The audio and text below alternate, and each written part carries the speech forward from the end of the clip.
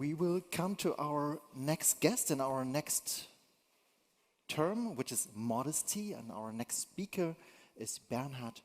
Bernhard is an expert of the International Council on Monuments and Sites, ICOMOS, on the evaluation and monitoring of World Heritage Sites. From 1980 to 2006, he was a preservationist for the city of Bern in Switzerland and was in charge of the 1983 listing of Bern's historic center as a World Historic Site. From 1997 to 2008, he was president of Switzerland's Federal Commission for Monument Preservation and a professor at the Accademia in Mendrisio until 2004. Good afternoon, ladies and gentlemen. By way of introduction, it should be noted that the shown time allotted to speak doesn't make it possible to make detailed analysis and statements on question of design, questions of what the modern movement can mean to us today, and how architecture could evolve in future. Only some few summary indications, some kind of food for thought, so to speak, can be given. Generally, after World War I, the conditions of living in European countries have been very bad. Overcrowded dwellings, apartments without sun or light, poor or lacking hygienic installations were reality for the great breadth of the population. These very bad housing conditions led to diseases and high mortality. It was one of the most important requests of the modern movement to better this housing situation, the housing situation of the broad population. The slogan was Licht, Luft und Sonne, light, air and sun. Our experience and knowledge about healthy living is part of the heritage of modernism. Modern architects in the 30s designed new types of settlements. These might have been single-family houses in the context of bigger developments as the Werkbundsiedlungen that were not only erected here in Stuttgart, but also in Vienna and further places. An innovative form was putting the houses together in rows, as in the Siedlung Törten in Dessau. And another new form were big ensembles of multi-story apartment houses as the Weiße Stadt in Berlin. For all these new forms of living, architects had to think out new plans for the apartments, comprising every single element. So, for instance, with the Frankfurter Küche, an entirely new form of this important working room in the apartment was developed. It is to point out that the main concern of the modern movement was developing economical, modest, and elementary houses and apartments for normal people. But of course, also houses for wealthy families, as the Villa Tugendhat in Brno, were designed. However, the primary intent was to create simple but decent dwellings. The clear orientation of the building intention in the interior led to an equal, clear external appearance. The skin of buildings always reflect the interior structure. Without any question, today we can learn much from these realizations and we do well to preserve them with all their futures, as it is done here in Stuttgart. Modern reflecting about building preservation is based on the consideration that important historical buildings are to be maintained and cared of as testimonies of the time of their creation. Testimonies of the time of their creation. So it is evident that in a court of law, a witness is only trustworthy if he or her presents entirely the truth of past times. In that sense, a historical building has to be preserved unchanged in its original built substance and in its appearance.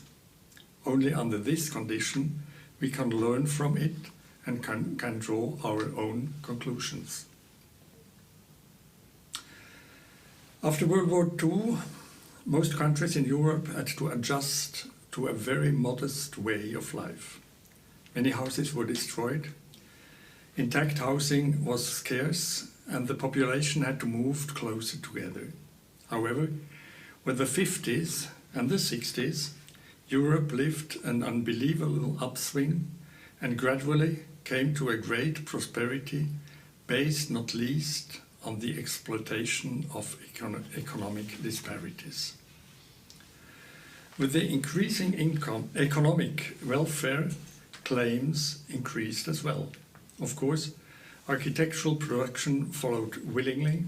Its quality, quite often, was very poor in terms of architectural design and actual construction method.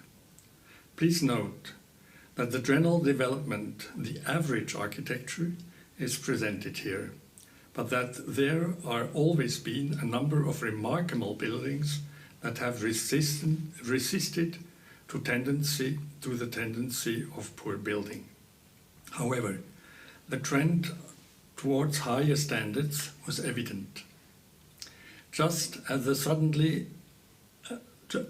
as there suddenly seemed to be a human right to have an own car, it became a matter of course that every child had his own room, that living spaces became larger and larger, and that a single bathroom in a flat was no longer enough.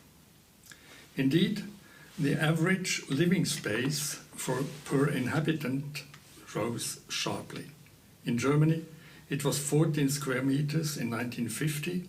Today, it is about 51 square meters. The average living space per person has increased by 5 square meters every 10 years.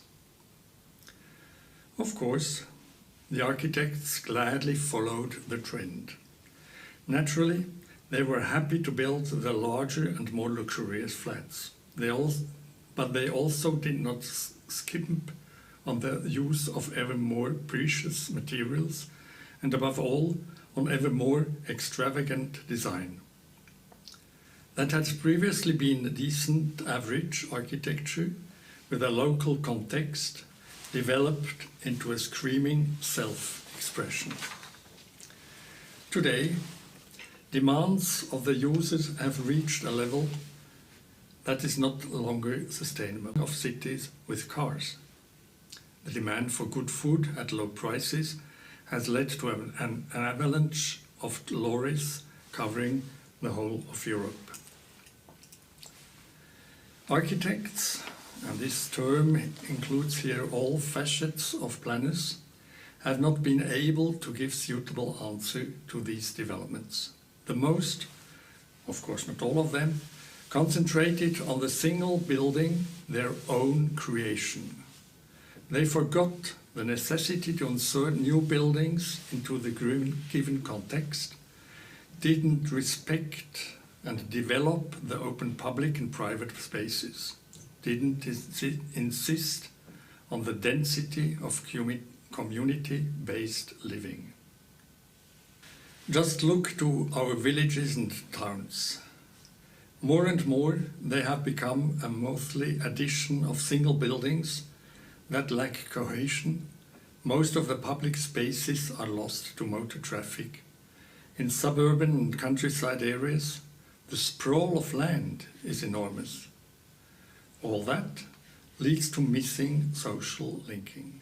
Overall, an increasing individualism, a self-centeredness, even an egoism has to be noticed in many areas. Apart from individual examples, analysis is devastating.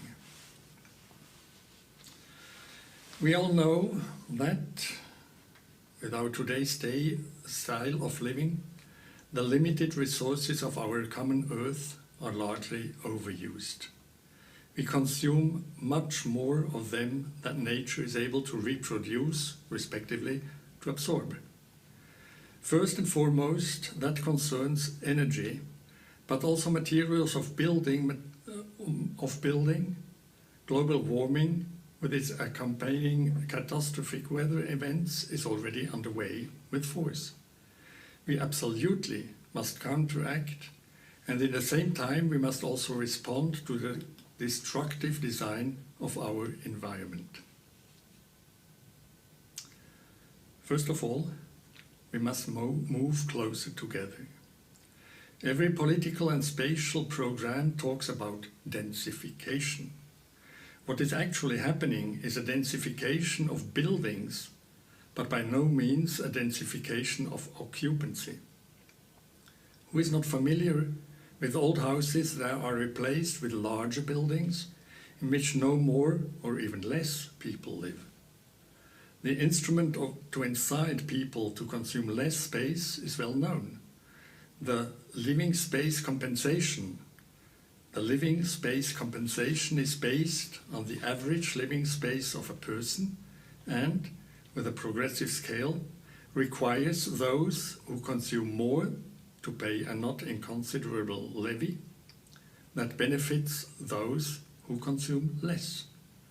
That is not a tax, but it is a balancing.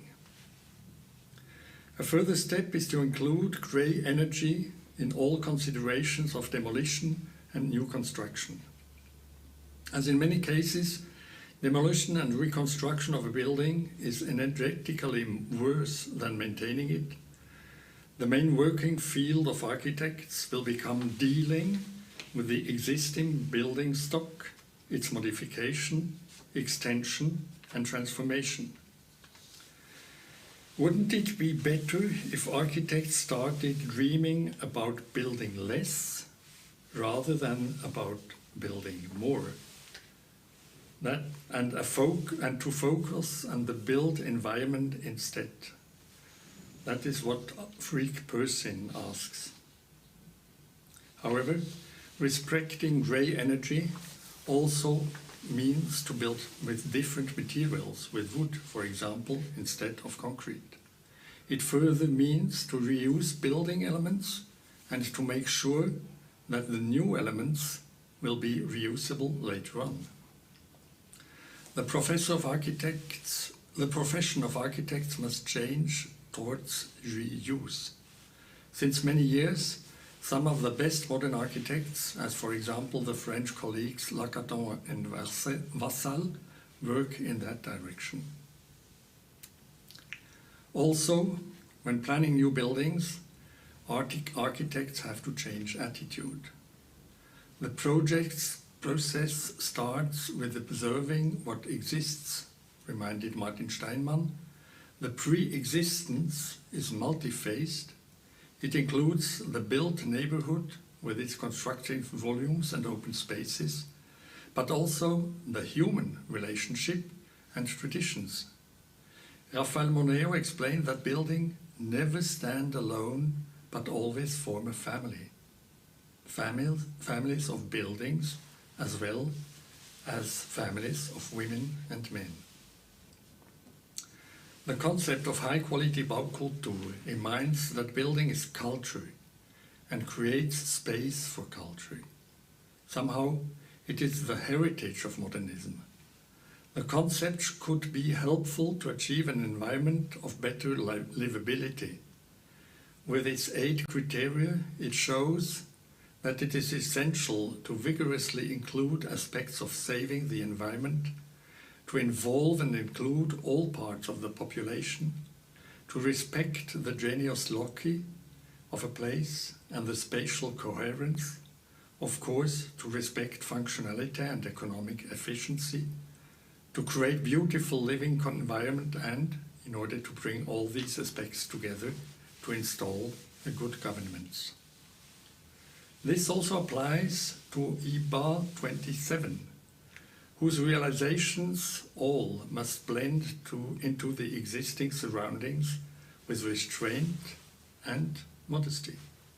They must become part of a family in which no one transcends and takes himself more important than the other, but is aware of the importance of cohesion and fit one's own ambitions into the larger ensemble. So, let us be more modest without confusing modesty with weakness of the efforts for the best solution. All of us will have to learn to lower our demands, to reduce our standards. As citizens and consumers, we have to become more modest. As architects, we will have to change our attitude to become much more conscious for existing values, built and reusable substance, insertion of our work into a built environment, respecting open spaces. It will be an important part of the index of modern architecture. Let us go that way to more quality with more modesty. I thank you for your attention.